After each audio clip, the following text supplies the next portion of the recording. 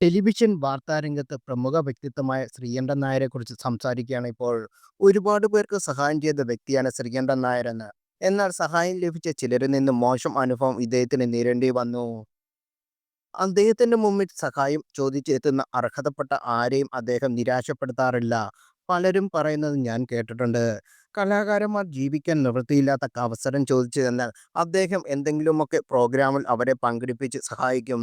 ഉപ്പും മുളകും എന്ന പരമ്പര പല കലാകാരന്മാർക്കും താങ്ങും തണലുമായിരുന്നു.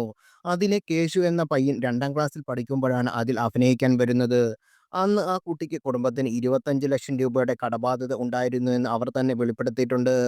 വീട് പോലും ജപ്തിയുടെ വക്കിൽ നിൽക്കുന്ന സമയം ഈ ഒരൊറ്റ പരമ്പര കൊണ്ട് ആ കുട്ടി തന്റെ കുടുംബത്തിന്റെ 25 ലക്ഷം രൂപയുടെ കടബാധ്യത തീർത്തു.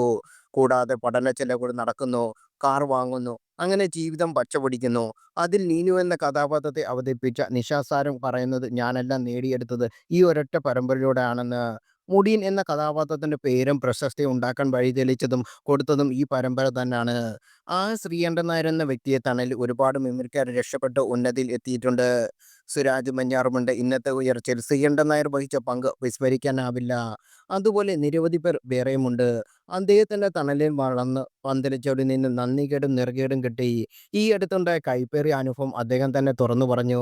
ഒരു നടി അദ്ദേഹത്തെ കാണിച്ച നെറുകേടിനെക്കുറിച്ചായിരുന്നു അത്. നടി ചെയ്തത് തീർത്തും തെറ്റാണെന്നും ഞാൻ പറയുന്നു.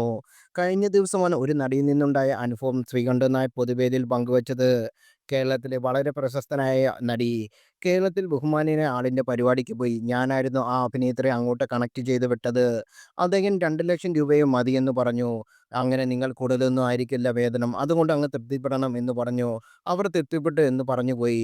അവരൊരു പ്രോഗ്രാമൊക്കെ ചെയ്ത് സന്തോഷമായി മടങ്ങി വന്നു. 2 ആഴ്ച കഴിഞ്ഞപ്പോൾ അവർ എന്നെ വിളിച്ചു. എനിക്ക് 2 ലക്ഷം രൂപയുടെ ചെക്ക് വേണ്ട. 3 ലക്ഷം രൂപയുടെ കുറച്ച് ഞാൻ വാങ്ങാറില്ലെന്ന് പറഞ്ഞു.